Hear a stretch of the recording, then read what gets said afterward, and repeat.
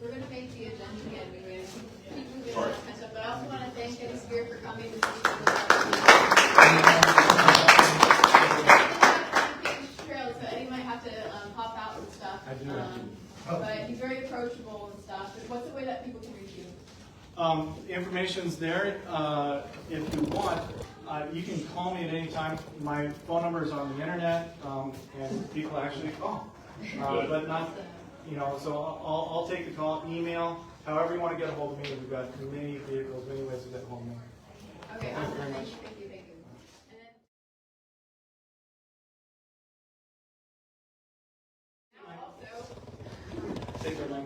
We're excited to have MIKE BELTRAN coming to speak to the group.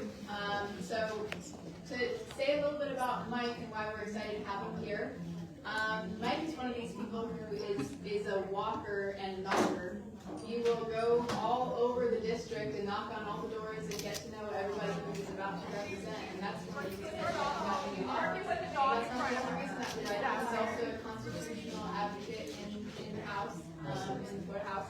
And actually is one of the only candidates in the last rating prior to just this one that just came out that got an A in kind. And so, so Mike is at least a two-way, and I have to look at the ratings and stuff. Maybe you know, he's at least a two-way, and I imagine probably a 3A in the rating system for the Republican Liberty Caucus. And so we're excited to have Mike here, and we're going to leave the floor open for him to say whatever he wants for about half an hour, and then after that it's going to be all questions. And I've listed the questions that you guys sent in, and then also after we get through those, then we'll be open for. He was one of only 3 that got in the A range. Only 3 out of the entire House and Senate got A minuses, and he was one of 3. He was one of 6 last go around, one of 3 this time. I shouldn't be one of the only 3 or whatever. Like, I should not be like standing out for this. It should be like I should be rank and file in what I'm doing, but that's not. Now, did I knock on your door? No, you didn't, but I actually was at a presentation where you said that you did that. Oh, yeah, I knocked down the doors. Yeah, we worked real hard in 2018, especially in the primary. That was kind of where the battle was on that good luck primary, I guess. Good luck beating me in the general in the district I represent. So, when you're kind of over here by the wall, but you can't really get to the right of me. So, it's like you got my right shoulder up against the wall. So, the left can attack me all they want. And if I was in a purple district, maybe there'd be a problem. I still wouldn't care, but I'm not. So anyway, so that's that about that. But I guess last week was interesting. I went viral for the first time. Trying to go viral for the last 6 or 7 years because it's good. You get your message out and you get your followers and stuff. Who do you think made me go viral? It was Joe Biden. Joe Biden tweeted me. He tweeted an 11-second clip. It was from back in November over in Orlando right after I endorsed Trump. And I guess they call it a hot mic, which usually implies that you said something you shouldn't have, that was either impolite or inconsistent with what you said publicly, or you were disingenuous, or you said something, I don't want somebody to see that, I don't want my wife to see that, or my constituents, or my business partners, my clients, whatever. It was nothing of the sort. It was exactly what I've been saying for the last 7 years, or however long people have been paying attention to whatever I'm saying, which was that I was pro-life. I appreciated what Trump did on abortion. Yeah. And they pulled the clip, and they said representative who debated and co-sponsored the abortions, the heartbeat bill, was caught on a hot mic talking to Trump about abortion. And I said, I appreciate what you did on abortion. Actually, what I said was I appreciate what you did on foreign policy in the courts. And then, I don't even know if I said abortion, but that's what's on the tape. Maybe they doctored it, maybe they didn't. But I'm not going to argue because it sounds pretty good. So that got hundreds of thousands of views, and everyone was stirred up about that. I was kind of amused. I don't go on social media every day, believe it or not. I go once a week or sometimes once a month because it's too much. We're going to talk about the social media bill later on, but social media can be addictive or distracting, and it's not healthy to go on 6 or 7 times a day. It's like you eat a steak, maybe you go out once a month and eat a steak. You don't eat a steak 6 times a day. It's like, you know, something you enjoy, you have a little taste and then go back to your life. So social media, like everything else, should be used, if at all, in moderation. So anyway, so it was like Sunday or whenever, I said, all right, let me go crack the laptop, see what happened on social media. And somebody had sent me the tweet, and then I chatted with the Trump people, and they're like, yeah, that's great, you know, Joe Biden tweeted you out, and then just kind of like went back to work. It's like, I got a day job, I do, you know, my own law practice, and do pretty much every day since I got back from session. So I've been very busy with that. So I went on, and somebody or Peter Short, most people probably know who he is, he's the editor of Florida. So he's okay. I mean, he gives me fair coverage. He's probably afraid that I'm going to sue him, but he's never. People never, you know, people say different things. Like people will say, I'm not saying, but people will say pay to play and all this stuff. I've never paid him a nickel. I've gotten uniformly good coverage.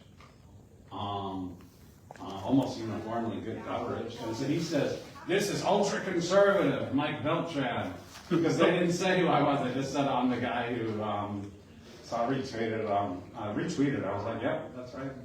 I mean, I don't know why anyone thinks any of that's an issue. And obviously, the issue, I was at the eclipse when this happened. I was in the car with my family on the outskirts, the northern outskirts of Columbus, Ohio. I just took like a 2-day trip. I was working the whole time. I filed a brief in New York from Ohio.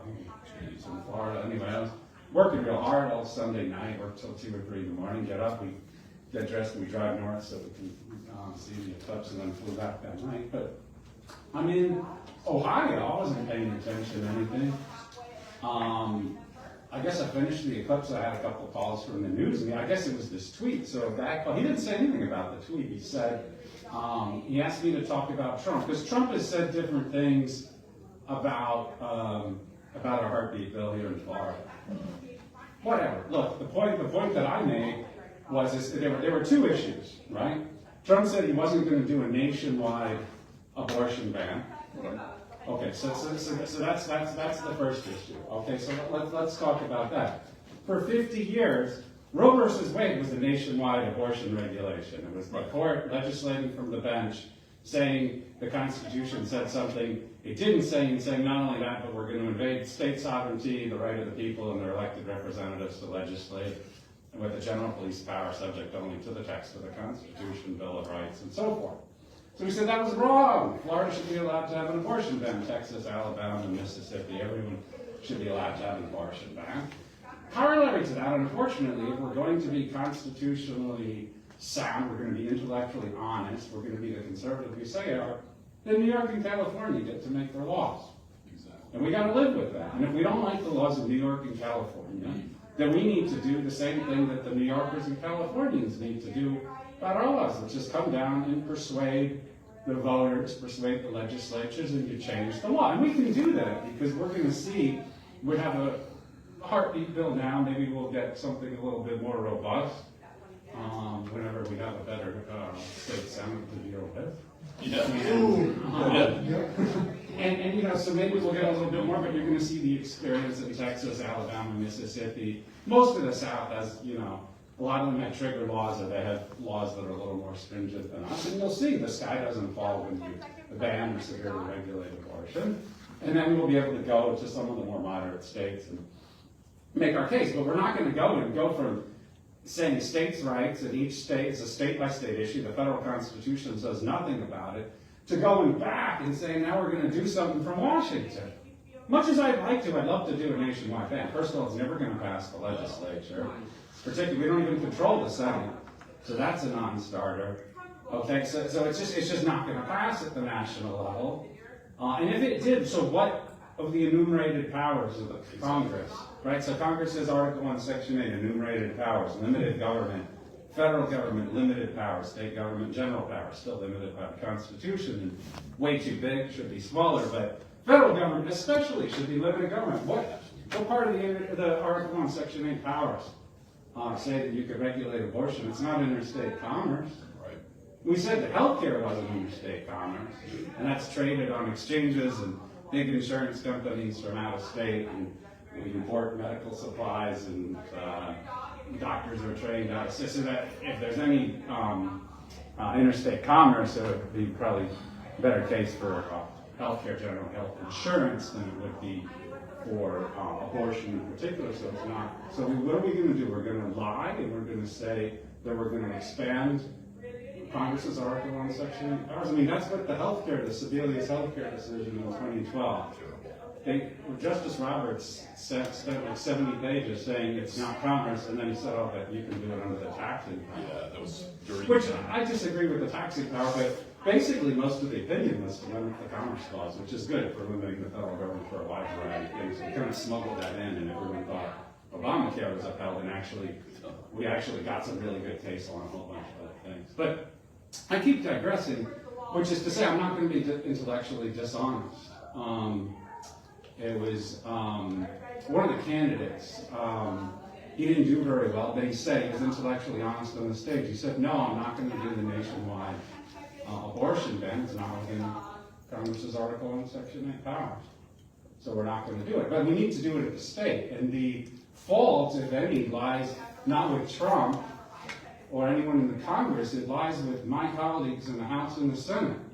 Because after Dobbs, we said, okay, Dobbs opened it up. What are we going to do? And then we had a debate. We went up. The governor's chief of staff was there. There were some senators. There were some representatives. There were a lot of stakeholders. We said, are we going to do an abortion ban with exceptions, rape, incest, life of the mother, whatever it is? Or are we going to do a heartbeat bill with no exceptions? Right? They thought we had to give some kind of concession. So I don't think the exceptions or the heartbeat bill as opposed to a ban are appropriate. But people disagree. Probably most people disagree. Probably 60% disagree with me. Okay, so they disagree. So, there's everything as a compromise. What did we end up with? We ended up with a heartbeat bill. We ended up with a heartbeat bill with a bunch of exceptions. So we ended up with both of those compromises. And it didn't go into effect until we got a permission slip from the Florida Supreme Court. Now, we did get that permission slip.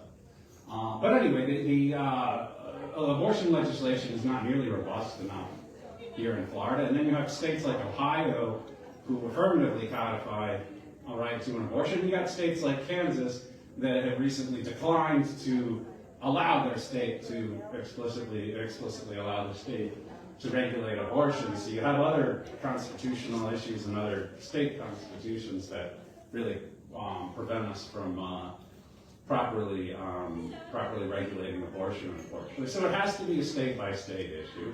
That's what Trump said. Trump said some other things. I guess I could endorse the guy and vote for him. I'm not going to be in lockstep with him on every issue. I'm certainly not in lockstep with the governor.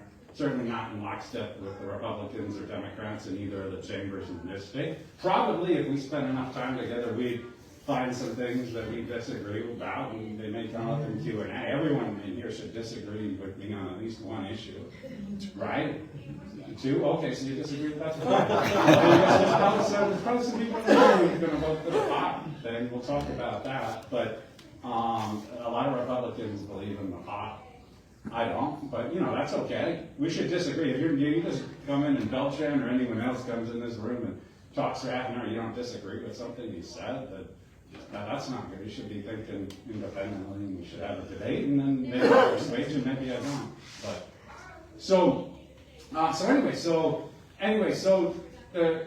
back to the story. There was they were trying to say that Trump was not delivering for the base on abortion. I said, well, hold on a second. Whatever the guy said, he said he's not doing the nationwide ban. He talked about that. He said some things during the campaign about Ron DeSantis signing the ban, the one that was insufficient. Right? So Trump said it went a little too far. I said it didn't go far enough.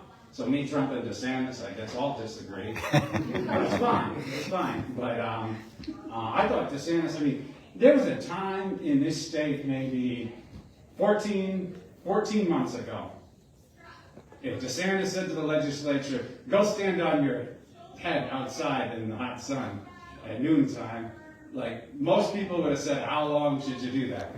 I would have sat in my office and done whatever my business was, but most people would have been tripping down the stairs to get down there and stand on their head, and they'd stand on their head till their skull cracked or his neck broke or he collapsed from exhaustion, okay? So DeSantis could have said, let's do a full abortion ban. He could have said we're doing open carry. He could have said pretty much whatever he wanted. It didn't matter. It was going to be 28 votes in the Senate, 85 in the House. When any Democrats, we could have rounded up, probably not on those two issues, but you know, that was going to be it. Every single person was going to fall into line. If it was something ridiculous, I probably would have voted into that. But those two issues. So we don't need to go fighting ourselves about who's sufficiently conservative. In these 4 years, Trump did more than any other American in the last 50 years. On abortion, he appointed the 3 Supreme Court justices who overturned Roe versus Wade and returned the power back to the states. And you got to go blame my colleagues, especially in the Senate, for not getting that done. I said I had the first bill that came last year. There was the abortion bill that was open carry. There was permitless carry. So I said no, it should be full open carry. So I filed the amendment. I go to the Speaker's office to tell the Speaker, withdraw the amendment. I said, I will not withdraw the amendment. He said, well, if you don't withdraw the amendment will die in the Senate. I said, fine, send it over, let the Senate strip it off, and send it back as permitless, and then I'll vote for it. But make them strip it off first, see what they do over there. He's like, no, that will embarrass her. We made a deal, I wasn't going to send it to her, so I'm going to kill it over here. So, okay, whatever it was, we went back and forth on that, and then they got the NRA to go, and they called, the NRA called me and he said, because he's not going to be able to send it over to the Senate, we're going to go and tell members that your amendment is anti-gun, and so we're going to whip them to vote against your amendment, to strengthen gun rights, strengthen the bill. We're going to tell them to vote against your amendment so that it fails, so that then we could send the lighter bill over to the Senate. So at that point I said, all right, fine, you know what, whatever, we'll do this, I'll come back, I'll file open carry next year, and then you can sit there and not pass it and take whatever the consequence was. So that's what we did. But I was sitting there with him, he said, by the way, is that what you're going to do on the abortion bill? He said, are you going to do that on the abortion bill? Because I said, I made the same deal, I'm sending the heartbeat bill, I'm not sending the full ban, we're putting a bunch of exceptions and all this stuff.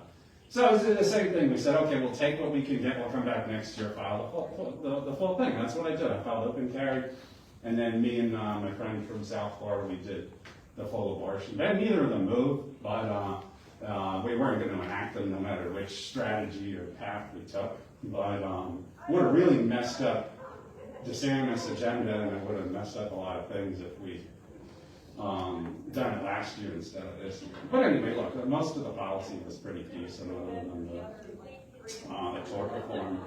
But they were trying to drive a wedge between the Republican base and Trump on this abortion. I gave a really good quote, got put in Politico, which is what I just said about done more than anyone in the last 50 years. So anyway, so that was a fun week. We did that. Before we go off abortion, let's talk about this amendment, and then we'll talk about some other issues. So the amendment was, so on the same day, on April 1st, they came out with 3 opinions. One is they said that the recreational pot can be on the ballot. They said that the abortion protection bill, I guess we'll call it, that could be on the ballot.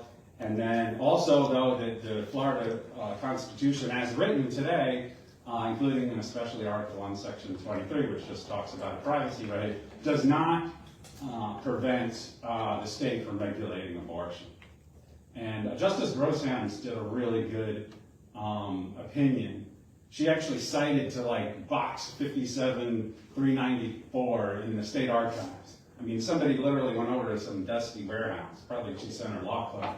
I used to be a law clerk. That's who she sent. Anyway, she probably sent her law clerk over to some warehouse. Imagine you got to go find box 50,947, whatever it is, and she cited there was a tape in there. She cited like minute 17 on this tape.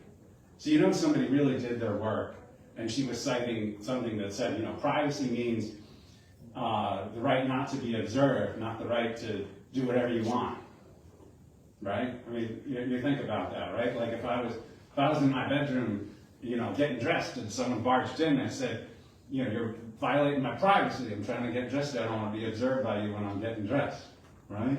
If I'm in my bedroom cooking meth, And the police come and they said, we're raiding you for cooking meth. I wouldn't say you violated my privacy, right? It's not a license to do whatever you want. It's a license to not be observed, right? That's what we understand.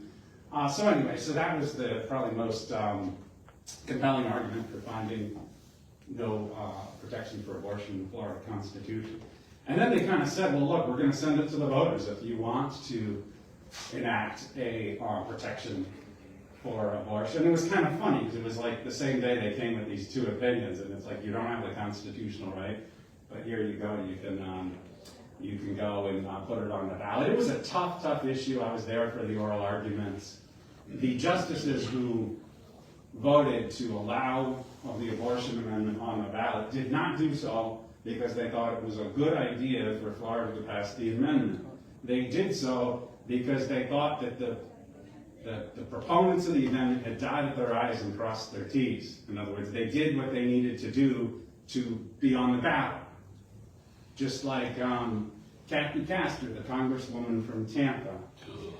Right, so if she was on the ballot, she paid the fee and she filled out the forms and she got whatever petitions she needed, she was entitled to be on the ballot. I would not try to sue and take her off the ballot. Even though she did that to my client last time. That's another story. But I would not try to sue her off the ballot. I said we should go beat her at the ballot. Exactly.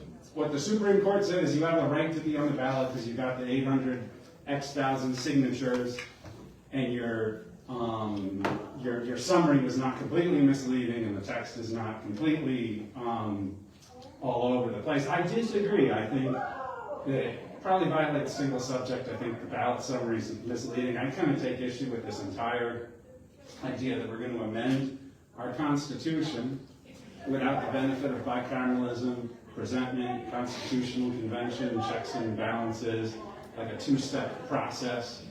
Everything that you do should have a two-step process, right? House, Senate, two or more steps. House, Senate, governor, reviewed by the court. Or you have constitutional convention. The convention produces something and then it's ratified by the voters, right? Sometimes you have to have votes to call a convention, or the Congress can call a convention, and you've got to ratify in a supermajority of the states. Okay, the Congress needs to call the convention by a supermajority, and the convention needs to meet. So there's always going to be multiple points in the process. You get better products. The need for checks and balances is heightened when you're talking about amending the Constitution rather than making general law, which can be amended and is amended every year, right? So for a number of reasons, there should be more checks and balances. This ballot initiative method of the constitutional amendment, it's just one day. You need 60%, which isn't even a supermajority, but it's more than 50%. But you can essentially, it's just one day, and it's the voters, and they don't give you a good ballot summary. There's no scrutiny of it other than by the Supreme Court. It's a very perfunctory process, which is why the justices had to allow it on the ballot.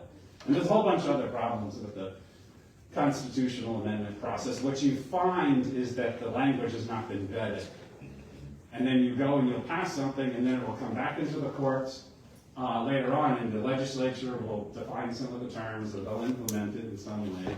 And the people who were the proponents will say, no, we meant something different. And you'll argue because it wasn't definitions. Definitions are the type of things that would have been ferreted out during the committee process. You would have put definitions in there. At least somebody would have explained what it meant. I mean, for example, in 2018, they allowed felon voting. They said, but you had to complete all conditions of your sentence. And they specifically said that includes paying your restitution, fines, fees, whatever it was. They specifically said that during the same process when they went before the Florida Supreme Court. Liberal Justice Barbara Parenti said, I think that's good that it will require them to pay these monies, because then they will pay the monies because they will want to vote. Great. Then they came, they passed the amendment over my objection, but they passed, they got the 60%. And then we said, oh yeah, you have to pay those fines and fees. We're going to make sure that you test that you paid the fines and the fees, and we're going to check. That was what the implementing legislation said. And then they said, oh, you're doing a poll tax and you're subverting the will of the people. It's like, no, like John Mills, like liberal 1970s Democrat speaker, he was counsel in front of the Supreme Court. Liberal Justice Barbara Parenti, the proponents of the bill, they all said fines and fees were included. Another example, medicinal marijuana was passed. I think it was 2014 or 16. It failed once and then it made it on. Medicinal marijuana was passed. Then there was a challenge, and so they allowed you to take the pill and the gel and the patch and whatever it was. Then they said, well, we want to smoke marijuana. Well, it doesn't sound very medicinal to me. I mean, what other drug do you smoke? I mean, seriously, like, what else do you smoke? You smoke tobacco, you smoke pot, crack, meth. I would leave that question to 1600 Pennsylvania Avenue Northwest. Yeah, I mean, so I can't think of something else that you smoke that's medicinal. It seems because you're burning something and then you're inhaling it, it's really not, the dosing is not going to be quite right. It's like this kind of unregulated process as opposed to a pill or an injection or a patch. At least you know how much you're getting and you know how it's going to be administered. It seems like a very imprecise, how much are you inhaling versus you're letting it burn versus the temperature of the burn or the room or the air currents or whatever. I mean, there's just so many variables, so you don't really know what the dose. It doesn't seem medicinal to me. Yet they sued on that, and it went up to the Intermediate Appeals Court. I think we won, and then the governor said, no, you guys got to legalize smoking pot, or else I'm going to confess error. In other words, he was going to concede the case. So like everyone fell over themselves to legalize smoking pot. I said, I'm not legalized. You want to legalize smoking pot? You want to sign that bill? You sign the bill. I'm voting no. I voted no. It was like, there were a couple of like Christian conservative types, me, everyone's like, why would you do this? I said, well, I'm not. We won the case in the trial court. We're up on appeal. The governor doesn't want to defend it. I mean, it's ridiculous. We shouldn't have to do that at gunpoint. He said he's not going to defend the law. It's a take care clause of the Constitution. It says to ensure that the laws are executed. It's not for you to be legislating or saying you're not going to.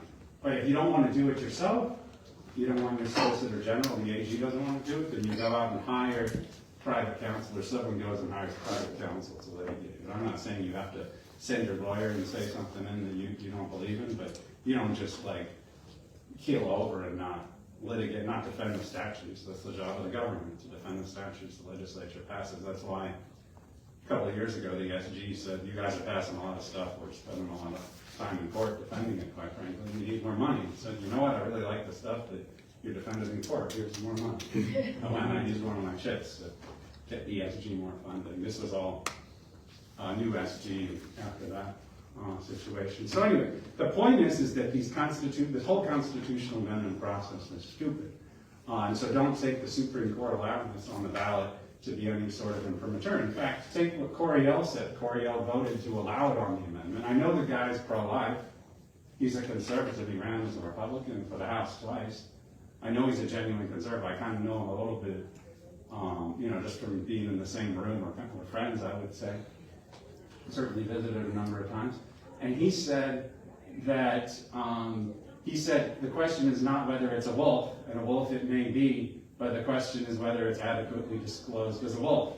And by using that metaphor, he's saying this is a really bad piece of policy. It just has to be disclosed accurately as a bad piece of policy to the voter on the initiative, on the ballot summary. And I don't really think it is, because it's so extreme. It says basically that there's no regulation all the way through the second trimester.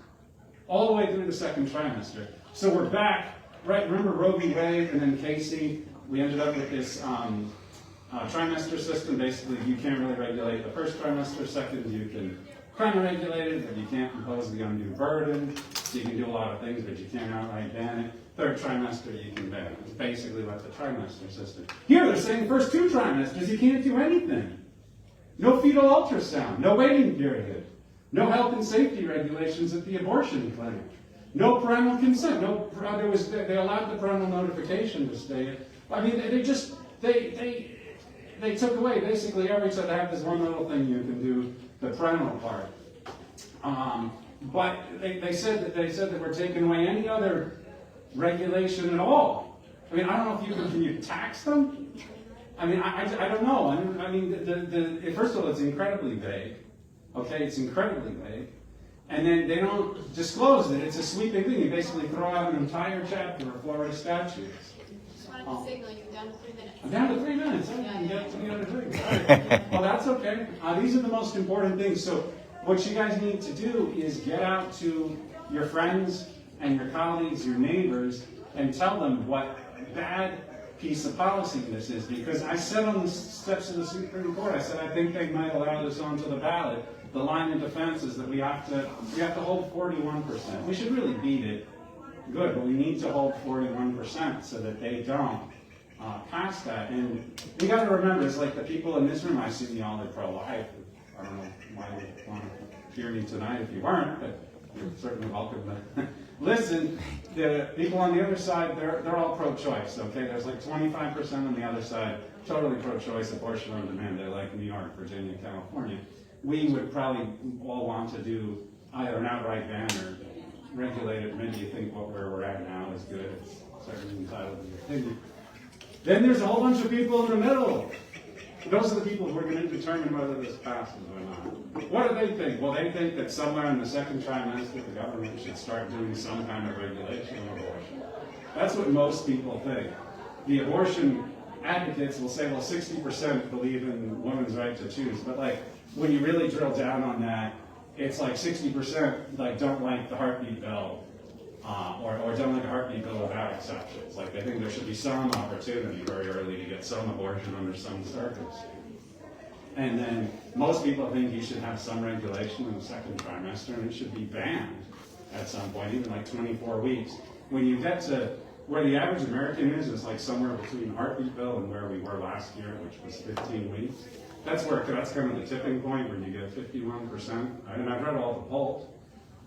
And so those people think there should be some regulation in the second trimester, even though they're conflicted. Those are the people we got to persuade. And guess what? The abortion amendment does not allow some regulation in the second trimester. So those people need to be persuaded on that basis to vote against the. Let's see, what else was in the news? Because most of you guys, I think I've seen on the circuits in session before. I think the majority. I see a couple new faces, so it's good to see you guys too. But most of you, so I don't want to give you all like new all material. But there was DeSantis just signed this. I don't know if this makes me liberal. I really don't care if someone thinks I'm liberal at this point. I don't know. They had this bill. We got preemption, right? So we got the state can preempt.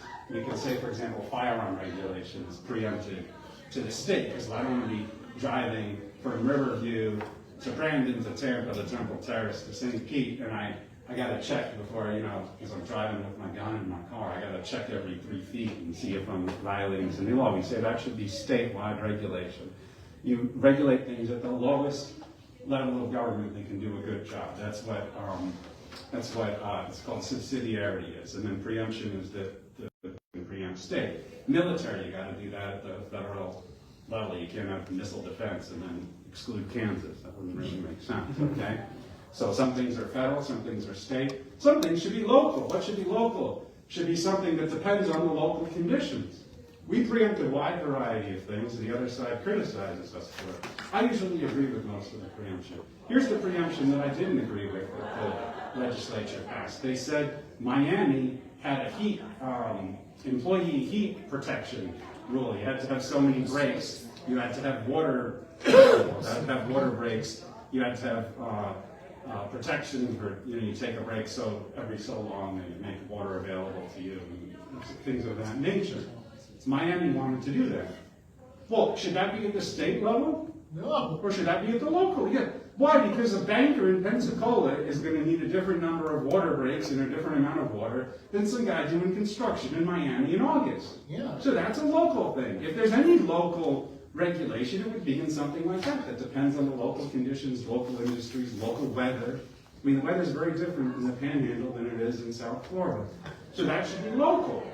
Plus, I don't want somebody dying of heat stroke trying to pick crops or do construction. I would feel very badly if I was living in that building or eating those crops. I think that's a legitimate thing. The business lobby hates me because of it, but that's I voted. I think I was the only Republican, or one of the only Republicans to be down on that. But we got to be principled. We got to stick to our conservative principles. But we don't need to follow our colleagues when they do stupid things. So I'll be like ultra conservative, but then when it comes to something like that, and maybe I have a soft heart for workers. I don't know, but I know people who've been injured from heat stroke and things of that nature. But also, like, I'm not stupid, and I'm not gonna follow my party just because I have an R by my name or because some business gave money to me or somebody else. So they hate me anyway. The only call out that I would have on that is it's health related. Yeah. And based on COVID, based on mayors, based on what they did, I can see how it could be misconstrued at a later time when the next pandemic arrives. Well, so the That's bill went into law. Now, it doesn't have anything to do, it's very specific, it preempted heat regulations. The COVID thing, I'll tell you why COVID's different, or why I voted for the COVID preemption. It was like on schools and stuff. The reason is because, remember we said that we do things at the lowest level of government that can do a good job. Right. The local government wasn't doing a good job on that. They were doing a bad job. It's not just that, like, some things you would think, oh, that should be done at the state level, like fire. So that was going the military. Then you just look at the performance. The performance of the local government was atrocious. These idiots on our county commission, and in Hillsborough County, not really that liberal. I mean, it wasn't conservative at the time. It wasn't liberal. They said you couldn't go outside your house after 10 p.m. They had this EPG, emergency policy group. It was like, it wasn't like the commission. It wasn't the school board. It was just this hodgepodge of different officials and muckety mucks, and it wasn't. You couldn't really vote them out or elect them to that body as such. It was just totally made up. And they said they were going to do a curfew, like the COVID. Oh, the COVID only comes out at night. I mean, it was the stupidest thing. So they were doing a bad job. So we did the preemption, and it doesn't make sense that the local government would do a worse job than the state or federal, but that was what was happening. So we had no choice but to step in. The kids weren't get educated. People's businesses were destroyed. Couldn't go on a job.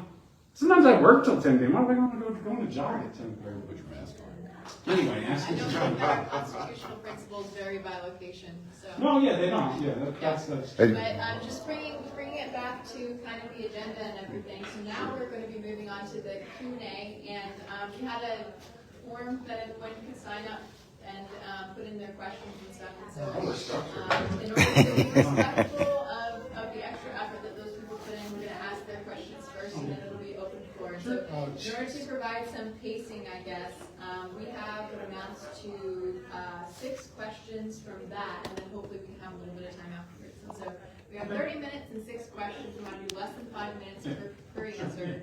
In order to Sure. pacing. Let's knock some out. Yeah. Lightning round. Come on. I spent a long time on abortion, didn't I? Sorry. No, I'm thinking a lot about it, yeah. All right, It's let's a go. really big topic for Republicans in Florida right now.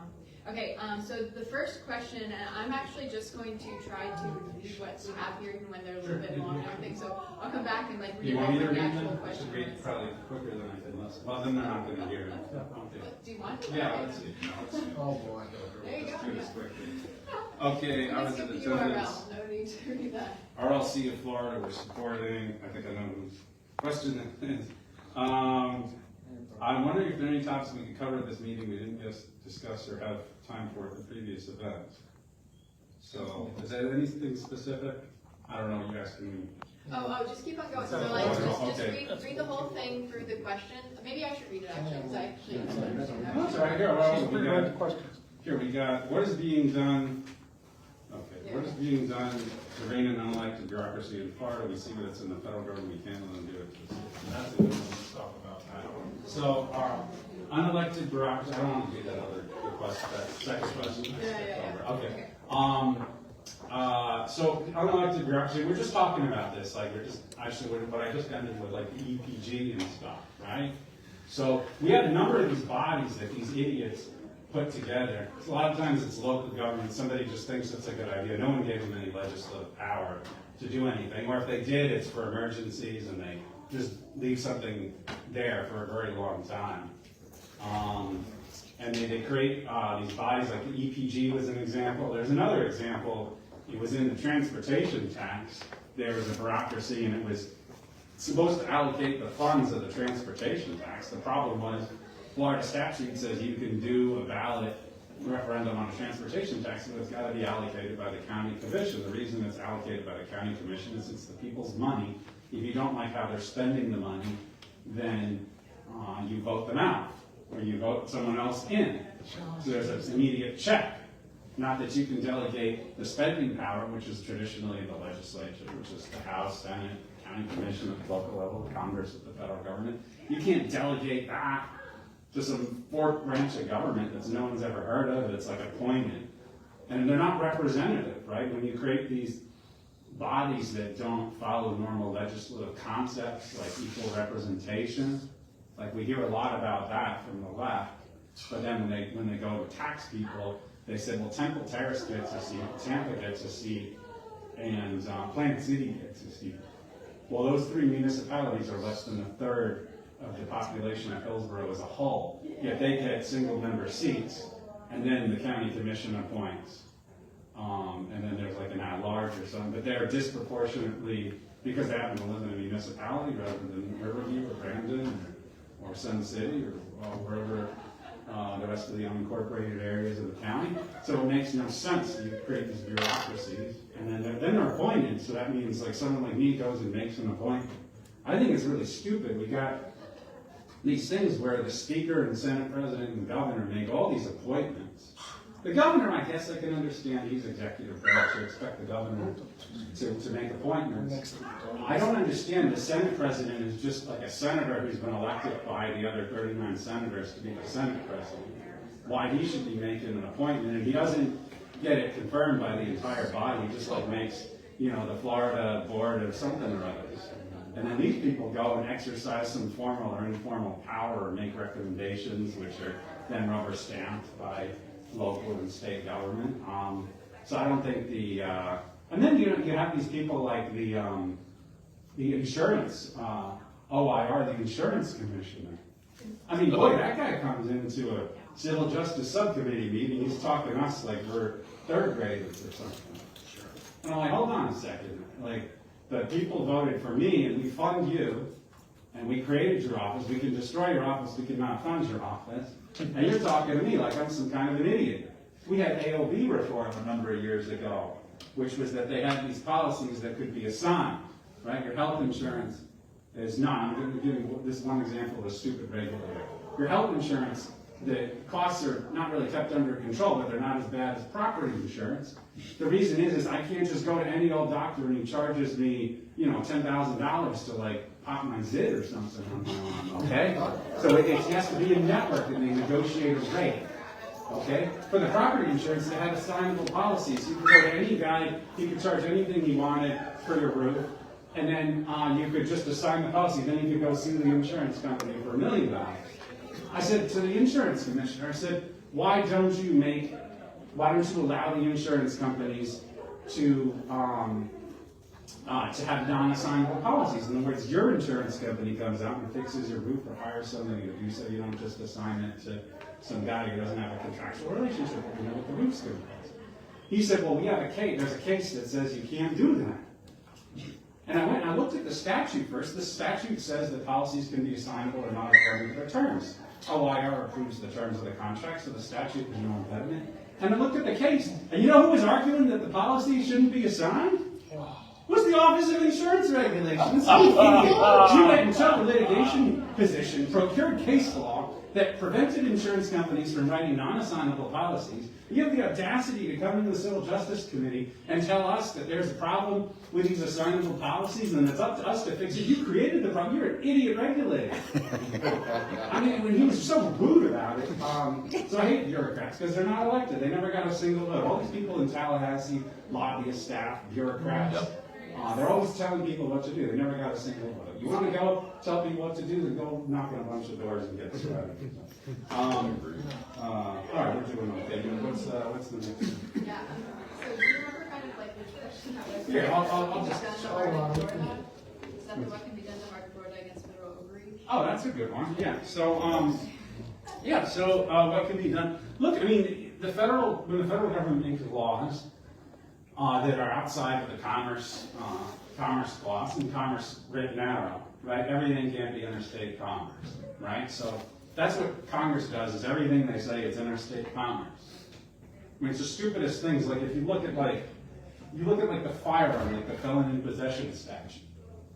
We'll give a little secret if there's any felons in possession in the room. I don't think there are.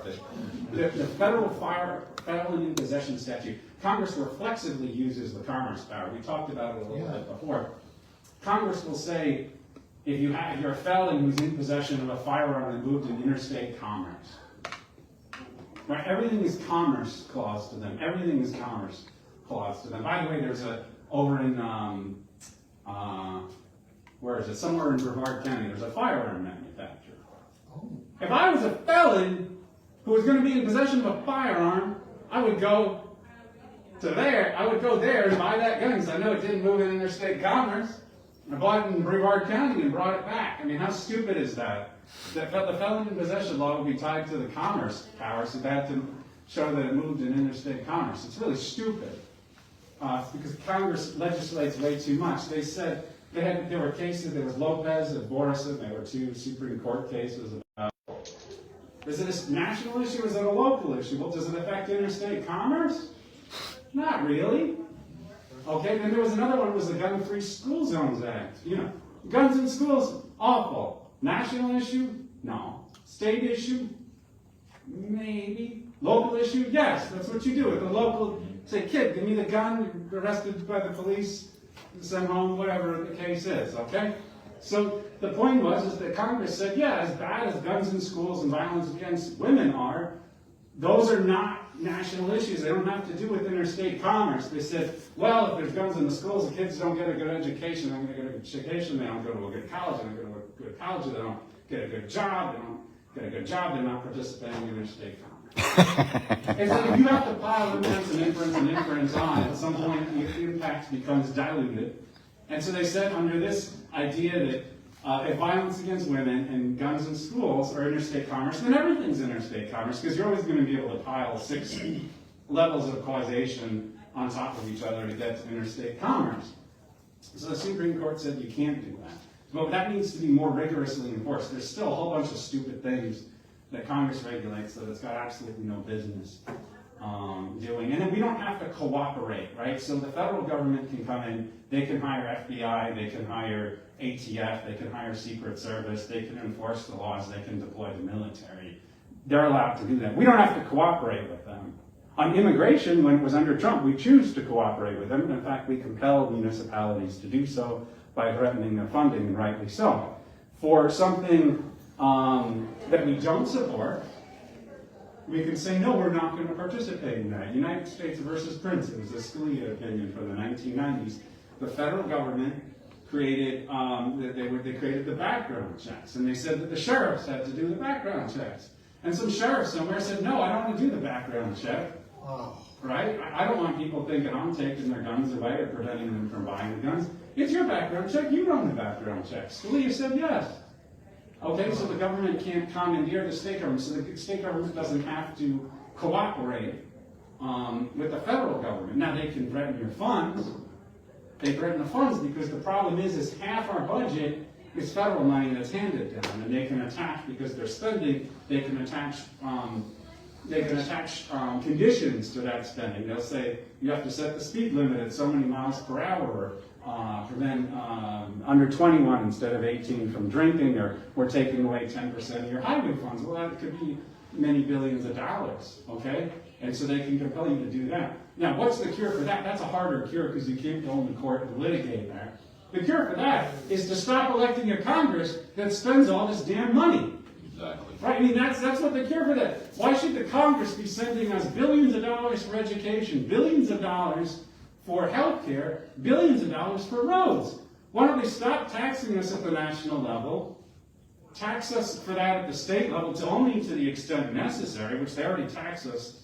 Trust me, they tax us plenty. We can do that at the state level. We know what roads need to be built, and schools need to be funded, and healthcare facilities need to be subsidized, if any, better than the federal government. Why should they be not only making decisions in Washington, but then using that to leverage us on unrelated issues? So that needs to push back on the federal budget, push back in the courts, and push back on this expansive and capacious use of the Commerce Clause.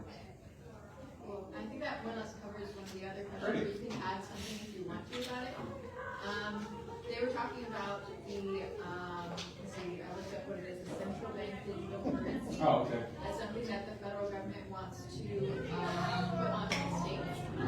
And just as kind of like in some ways a working example, but you could also use something like the war on drugs and that sort of thing with the local versus. Actually, I've asked that question of you multiple times, and I want to really be specific about it, so if I may. We've talked about it before, you said it was unconstitutional. Yeah, I think They so. can't do it. Now, the catch here is, the Biden organization does nothing that is constitutional. Right. There is an executive order in March of 22 that says they will issue it. They've got the Fed Now program that's actually launched in July of 23 that will be the initiator of it. So just like they did in 1971 when Nixon took us off the gold standard, or the gold prophecy, because the gold standard was moved before that, they will collapse our economy. I'm sorry, that's me. They will issue in through fear the central bank digital currency, and they will take away our paper money. The banks will be in coordination with it. And what we've done here in our state is we've got Ron DeSantis, and I think with your help, I won't accept it. But when they're sitting on the TV on Sunday night telling us that Russia, China, the BRICS are manipulating our dollar and collapsing our economy, and they're going to protect me with a central bank digital currency, the people are going to be scared to death and sign up for it. So there's a couple of problems, and it all has to do with government allied to big business. Big business and big government are the two worst things. Right? I'm not anti-business. I'm small business. You all are probably some small businesses in this room. I'm all about small business. That's the American dream. When the business becomes so big that you don't know your customers, you don't know your employees, you don't know your suppliers, that's when the business becomes this multi-billion-dollar business, and they decide to sit around in some boardroom and think they're going to rule the world. And then what you have in the current economic system is you got big government and big business have come together. And we don't have to limit ourselves to the central bank digital currency, but it's just another way. Like about 100 years ago, over 100 years ago, they created the Fed. Right? I mean, like, why the government needed to do the Fed in the first place? The idea of the Fed was this Keynesian thing that not only was government going to tax and spend, like imagine that, you passed an income tax, like the income tax was relatively new at the time. You passed the power to tax and spend. You have the most powerful government. The last century, the United States federal government has been the most powerful entity in the history of the earth, anywhere on the earth. And that wasn't enough. Not only did they want to tax and spend, but they also want on the other side, you heard about fiscal policy, and you heard about monetary policy, and you used it too. They also needed monetary policy. They didn't have enough control. I mean, they taxed you 37% marginal tax rate, right? If you're making enough money, they're taxing you 37%. 7% corporate tax rates are higher. So they're taking a huge chunk, double-digit chunk out of the economy before getting to state and local taxes. But that's not enough. They need to go and do monetary policy where they go and print money, and then they regulate the level of growth of the money. And it's never that we're going to print less money. It's always we're going to print more money. The question is, how much more money are we going to print? We're printing slightly less money now than we were during COVID. Okay? And by the way, like even when we're in control, like we're not exactly fiscal conservatives, unfortunately. So that a little bit of that, we're not directly responsible for the Federal Reserve or anything, but some guy's going to sit around in a suit in a conference room in Washington and put some lever up and down on the interest rates, and then the whole world's going to shake when he does it, because it does. I mean, right? Like, you look at your stocks recently, right? The stocks are down because they said they didn't even change the interest rate.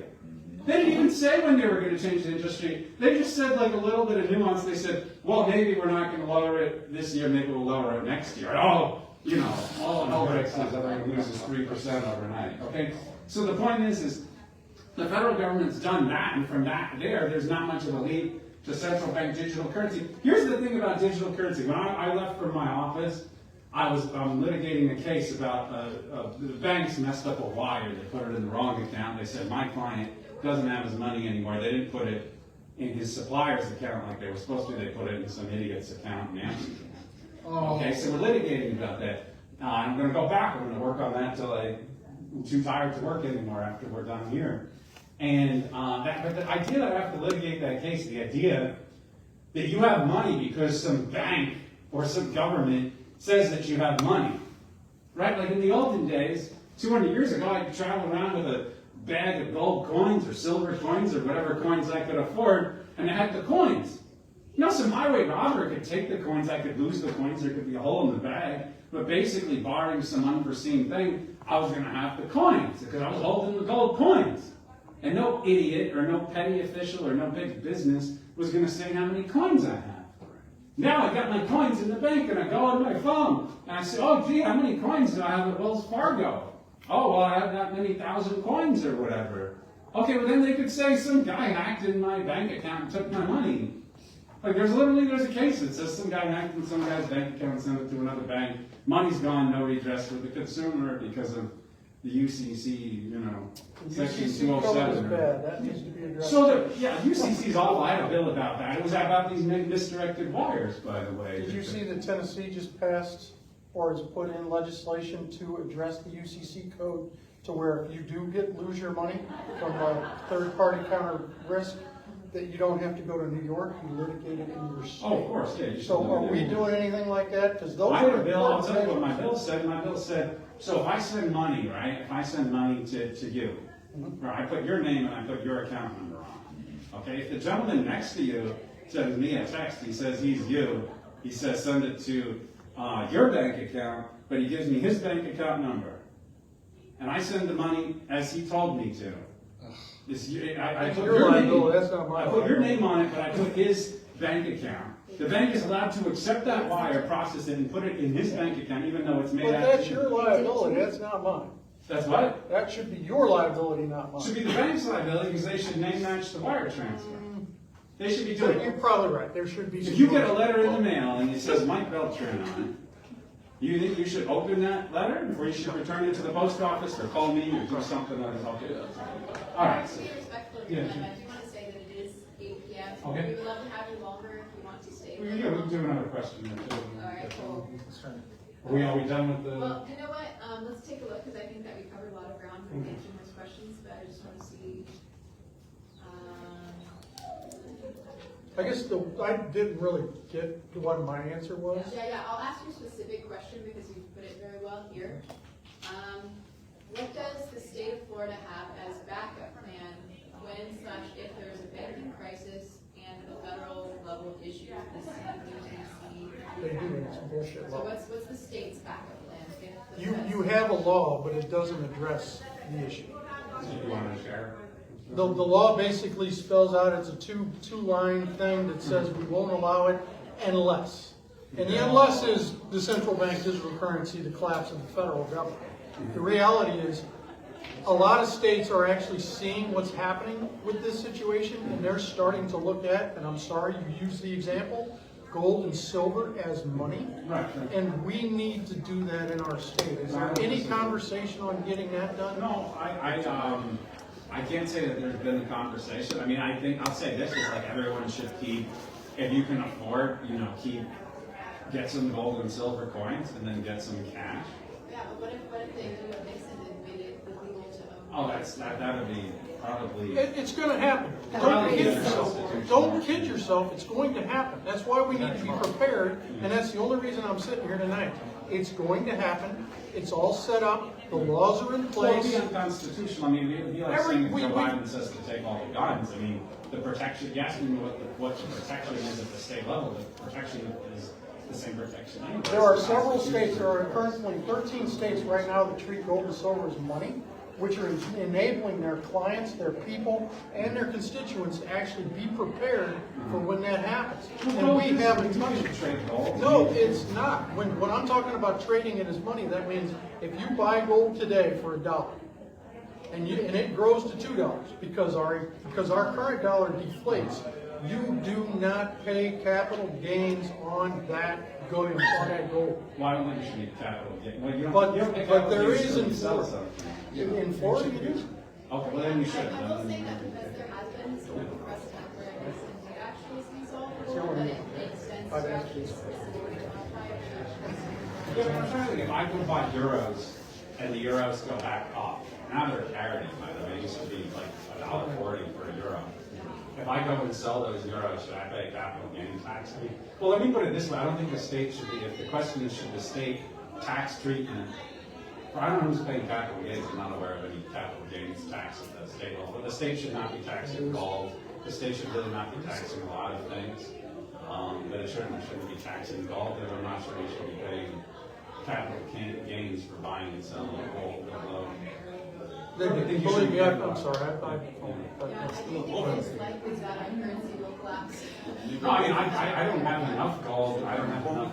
I guess the other thing is you keep cash, right? If the banks lose the ability to hold cash through the ATM or your credit card stop working, you should keep cash. You should keep silver. You should keep gold if you can afford to do so, and then keep it secure. And then don't talk about it. Now, I don't want to elaborate because I don't want somebody burglarizing you. Now, I didn't ask a completely unrelated question. You can tell me if you don't want to answer, so I can take a question. Yeah, let's not do that one.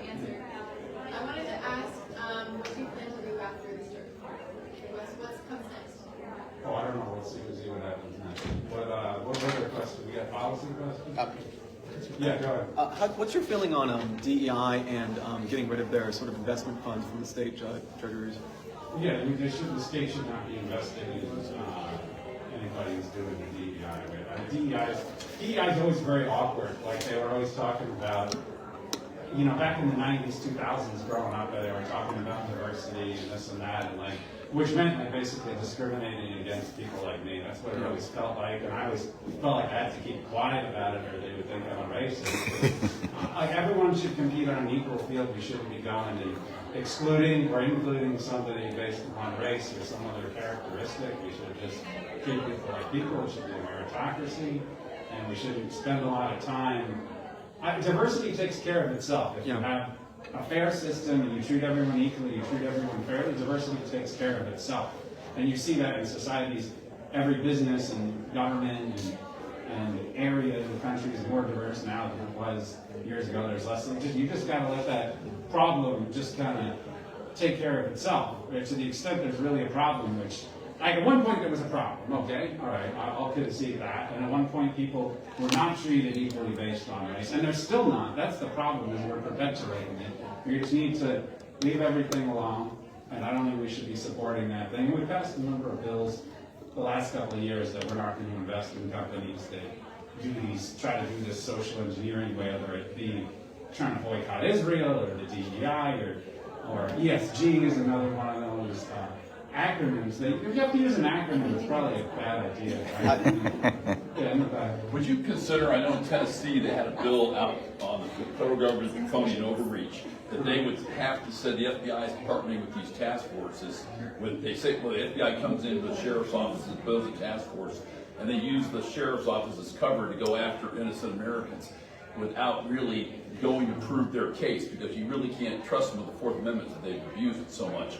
There was a bill set aside, the Senate, that Tennessee was going to do, say you had to have it signed off that warrant by the sheriff of that county or the police chief of that city to approve the FBI to go in there after that citizen of the state of Tennessee. 7 Republican senators in their state Senate backed out at the last minute, didn't pass. Would you support something like that in Florida as to protect us from federal overreach? I think we touched on that a little bit before we talked about Prince and the other Supreme Court cases and the anti-commandeering. So if the sheriff does not need to cooperate with the FBI. Right, but they are, unfortunately. Yeah, they should not unless it's in the public policy interest of the state and the people who elected them. Now, the FBI, obviously there's the supremacy clause of the federal constitution of the federal government. I think they're allowed to do law enforcement of legitimate federal laws, not like this Commerce Clause overreach, but legitimate federal laws, counterfeiting, terrorism, things of that nature. Okay, legitimate federal laws. They're allowed to enforce those. But they need to do them themselves, or they need to get the sheriff office to cooperate with them.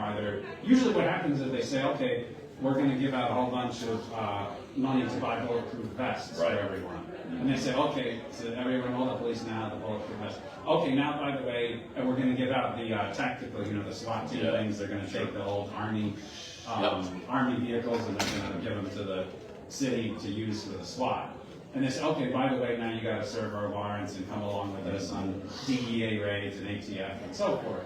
And so then the local government needs to make a value judgment about whether they're going to sign up for that aid. But again, it goes back to the Congress is passing these laws and these programs that you send somebody to Congress and then they go and vote for a law. First of all, they go and vote to tax you, then they vote to spend your tax money, not on something at the national level, but they're just going to pass the money back down to the state with a transaction cost and an administrative cost on it. And then they're going to tie your local government to all kinds of federal priorities. And sometimes, you know, when Trump's in office and we're talking about cooperating with the immigration authorities, okay, then that works well for us. Then Miami has to turn over folks who are ascertained to be illegal. They have to turn them over to ICE when they're done with the state criminal process. So that could be a good thing. It can also be a bad thing that, you know, Joe Biden's going and looking too aggressively at so-called J6ers or whatever, you know, and you know, there's been some overreach certainly in those prosecutions, and so then maybe we shouldn't be signing up for that sort of thing. Related to the, so like, what I've heard is kind of like an ongoing thing is that if you have a local official that actually does cooperate with the federal official, that in some ways it kind of carries the federal stuff. But supposing that you're the individual that's affected by that, and you litigate against it, if for instance your constitutional sheriff does not do their job and they don't actually stand up for what they should at the local level and not cooperate, can you as an individual not cooperate and litigate? So I guess it depends. So if anyone violates the Constitution, you can always sue them, like if they do an unlawful search and seizure. If the sheriff is doing something lawful, but poor policy, at the behest of the federal authorities because he's taking the money or because he thinks it's a good idea, your best remedy there would be to vote him out of office. And if that's not good enough or it's so egregious that you can't wait until the next election and it truly rises to the level of wrongdoing, obviously the governor can remove state officers and county officers who are not doing their job. I mean, there's pretty specific, you have to be drunk or unfit for office or violating the Constitution, not following the law. So I guess it would depend on what the factual scenario is. If they're serving warrants at the behest of ICE and they do so in a constitutional manner, you probably can't sue them for violating the Constitution. If it's constitutional, if it's lawful, and you just don't like the policy, just vote the sheriff out. You know, that's your remedy is always, I mean, you can go and sue in the courts.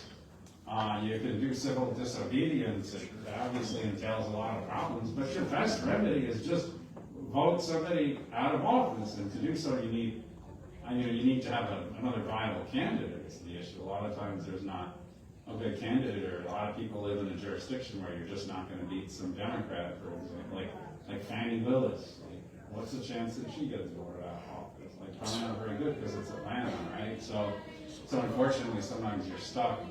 And then the issue becomes is make sure that local officials stick to their local issues, right? Like Fannie Willis has got no business prosecuting Trump for something that happened in Washington. I mean, that's absurd. Or something that was directed at Washington. And so, and Alvin Bragg, same thing, he's trying to essentially enforce the federal election laws, and it's not even a federal election violation. That trial is going on as we speak, or at least it's going on this week. So, But all that's being dictated by campaign finances. So until we can fix campaign finance, I don't think people it's a like Fannie campaign Willis, finance Soros is backing both of them. Yeah, but the DOJ, the position of the DOJ under Biden has done this. The persecution of innocent patriots here in Tampa Bay area, one of the worst prosecution in the Trump case. That was the thing. The Joe Biden's DOJ, that's how far out Alvin Bragg is. Yeah. Like the FEC, which is kind of like nonpartisan, they stock it, like they try to keep it even. Yeah. And then Joe Biden's DOJ said we're not going to prosecute Trump for this Stormy Daniels nonsense. Yeah. Because there's no, it's not a federal campaign violence. Right. They didn't prosecute Trump for that. So now how out there do you have to be that even Joe Biden won't, Joe Biden will prosecute Trump because they're prosecuting him in 6 places already for other things that are illegitimate, but they're slightly less outlandish than the New York. But they've already got proof of the people that are actually in those offices came from Joe Biden's office. So there are people in New York working under Alvin Bragg that is pushing Alvin The Bragg. state government should be limited to, I mean, if I was a New York City taxpayer, or I was at Atlanta, I mean, like, go and prosecute street crime in New York and Atlanta. I mean, try going on the subway or try like walking around Atlanta. I mean, I'm going to New York next week. I've been in Atlanta back in February. I mean, it's like a little rough. I would be focusing my efforts on that. I mean, You keep bringing up vote them out. How do we get rid of the machines? get rid of what now? Get rid of the machines in the voting. That's our problem. How do we get rid of the machines? Because you say vote them out, I'm sorry, the machines, actually in Arizona, they just brought it to the forefront that the machines, Smartmatic and Dominion, were all being manipulated in the voting. We're watching the same thing happen across the board. We use the same equipment in this state. How do we get rid of the machines?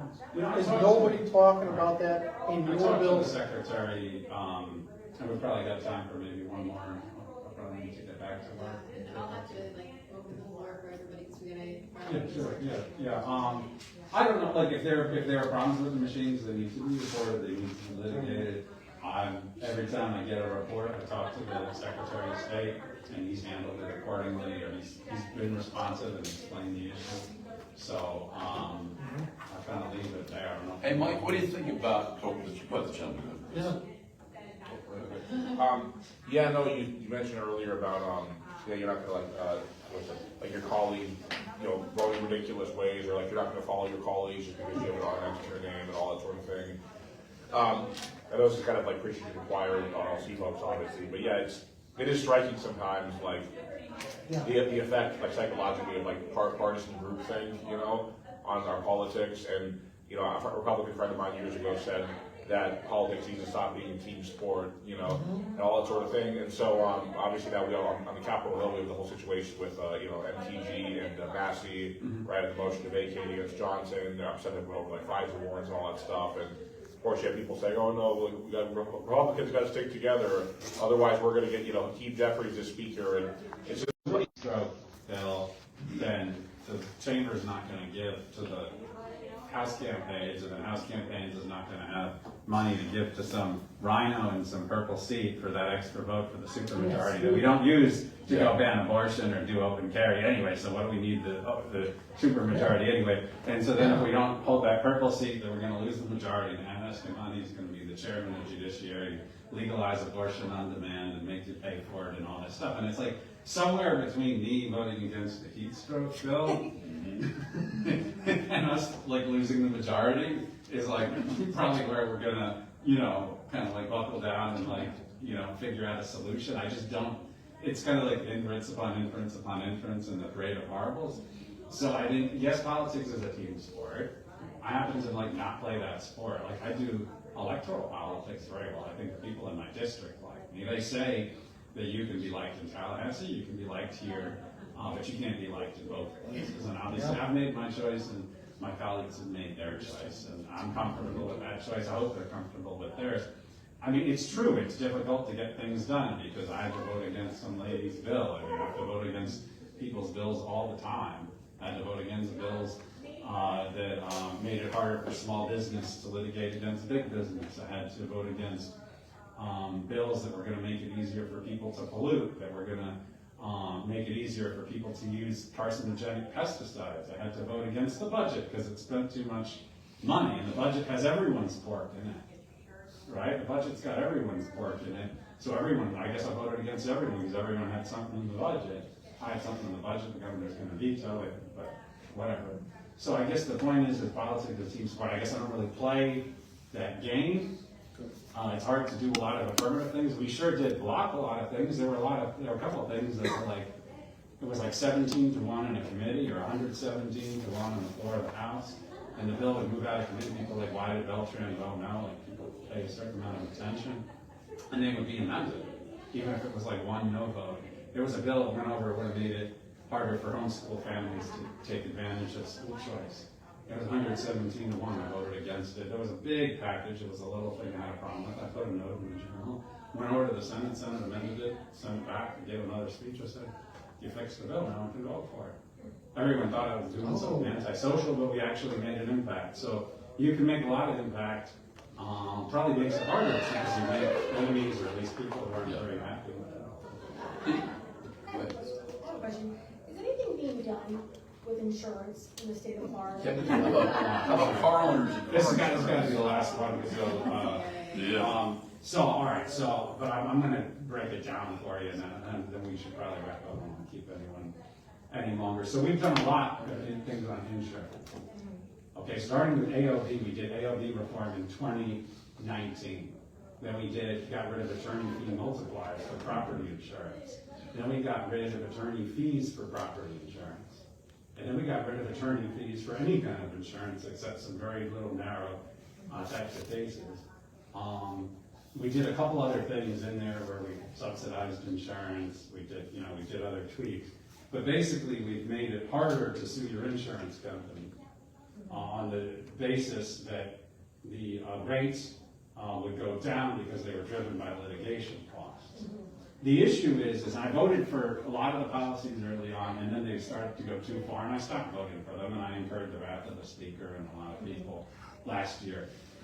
The reason that, and every time they said that it was a silver bullet and the rates were going to go down, and we said, when are the rates going to go down? And it said, well, it's not going to go down like right away, like it's not going to go down 6 months or a year because we need a full year of underwriting to see what the loss experience is before we're going to adjust the rates. I said, okay, fine, so how long will it take? They said 18 months. It'll take 18 months before the rates go down. So we passed the first bill. 6 months later, we were in committee weeks. They said, we need another bill. The rates keep going up. I said, well, hold on a second. You said it was going to take, you said the rates went up over 6 months. You said it was going to take 18 months for the rates to start going down from the bill that you, last session, that you promised me was a silver bullet. But no, they needed a new policy, and then they get a new policy. They say the rates are going to go down. It's going to take 18, and you go. And now we've run 18 months, like 3, 4, 5 times. But have the rates gone down? No, the rates have not gone down, and they're taking away more and more remedies. And if you had to take the most extravagant things away, the most extravagant overreach, to get a great deal of rate reduction, then maybe that's a value judgment you make. But at some point, you strip that. It's almost impossible now to sue the insurance company. The rates haven't gone down a bit. And the purpose of insurance reform is not to help the insurance companies. It's not to help or hurt lawyers. Some people use it, they don't like lawyers. The purpose of the insurance reform is to allow the consumer to get a better premium. Yes. Because the only reason I'm going up there is because of the consumer in my district, not because the lawyers or the insurance companies or the lobbyists or the OIR guy. You know, I don't like him. So the point is, the old one, not the new one. But the point is that the insurance rates have never gone down. There's never been a law that says if we do this, this, this, and this, after so much time, you have to lower the rates. We said maybe, like, if the rates don't go down, maybe can they not go up? No. Okay, if they're going to go up, can they not go up as quickly as they've been going up before? Can they go up more slowly? Like maybe. And it's like, so the point is we've done a whole bunch of things. The rates haven't gone down, and now it's like we've done everything that the insurance companies said. They literally can't come up with anything else for us to do, and they're still blaming somebody. You can't blame the lawyers anymore. You can't blame the consumer. So they're just going to keep jacking the rates. And it's going to outstrip inflation or litigation or population growth. And then now they want to socialize it and put it on citizens. That's a horrible idea. I mean, like, frankly, like we all live in like Riverview, Brandon, wherever. I assume you live around here. And you're here, like, if you go and live like on the beach, part of the cost of living on the beach, I mean, I represent some beach communities, but not like open water beach. I mean, most of my constituents are Sun City, Center, Riverview. If you live on the beach, the insurance is going to be more expensive. If you live inland, then the insurance is going to be less expensive, right? So why should that be a socialized cost? I mean, if the Cat 5 hits Miami or Tampa or the Panhandle, okay, there should be some aid and stuff like that. But just for, you know, the idea that the government needs to solve every problem, obviously the government can't solve insurance very well. So we probably should not regulate it so much, but, you know. I've actually sat down with my insurance company. Allstate raised my rates 40%. Yeah. I actually did some due diligence, looked at where their money was at. And again, I'm a money guy, so the reality is when you raise interest rates, like our Federal Reserve has, Treasury bills, they lose money. Allstate lost $1.2 million Those are their investment losses. in the That's stock nothing to do with market, underwriting. and I sat there and said, if That's Silicon nothing- Valley can go out of business, That's no- why nothing am to I do with- paying for that through your That's interest? on the investment But side. that's of the why insurance they're company. raising the rates. But that's, no, they should be able to make, going forward, the insurance company takes their premiums in, and then they go and invest the money. Rates have gone up. So going forward, they're taking your money in and they're investing, they're gonna get a higher rate of return, that's no excuse for rejecting. We heard from our condo, this was amazing. They told us the insurance broker, the VP, said, first, the insurance company invested in the bond market. Bond market tanked, their mistake. Then the big storms all hit, and the Surfside accident, everything else. And so they had to raise 200% increase. No, they didn't. On insurance. No, we had to pay 200%, $3,000.